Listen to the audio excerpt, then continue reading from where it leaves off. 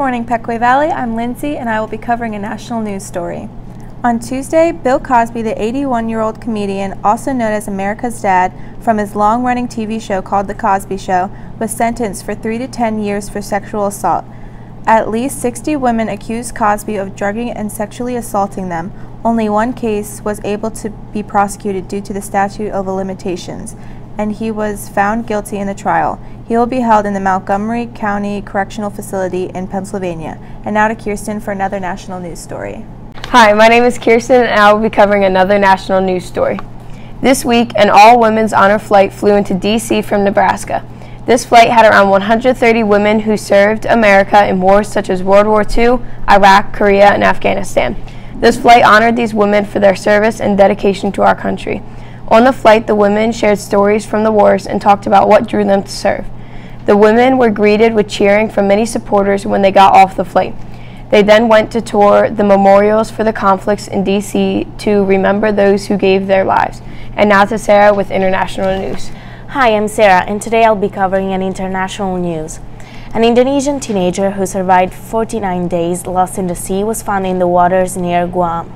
Aldi Noble said that he was working as a lamp keeper on a small boat made of wood, 78 miles from the shore, when he was swept out to sea, and from that moment he had to survive on fish and seawater squeezed from his clothing. He had to stay alone for the entire time and had to light lamps to attract ships to rescue him. He floated around 1,200 miles before being found. The rescued boy said that he no longer will be working on a rompong, and his parents agreed. Now to Vic with local news. Hi, I'm Vic, and this week I'll be talking about local news. The Ephrata Parade, scheduled for Wednesday, September 26, was canceled over concerns of severe thunderstorms. There was strong winds, lightning, and downpours on Wednesday night. The New Holland Fair is next week, and the New Holland Parade is next Wednesday. Come out and support the PVHS Marching Band and Color Guard as they will be performing in the parade. And now to Kara and politics. Hello, I'm Kara, and I will be talking to you about politics this week. This week, Donald Trump spoke at the United Nations conference in New York. He talked about various issues like trade with China, the economy, the unemployment rate, taxes, and North Korea. He said that the United States will reinforce an America First policy over globalism.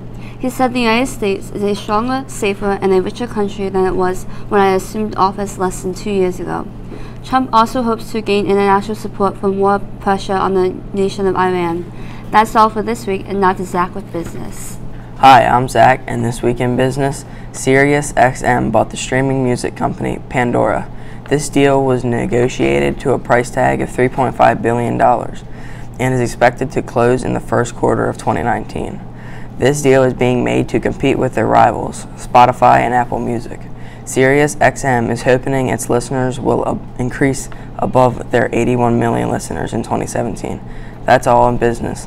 Now to John with science. Hi, I'm John, and this week in science I will be talking to you about the latest discoveries in the science field.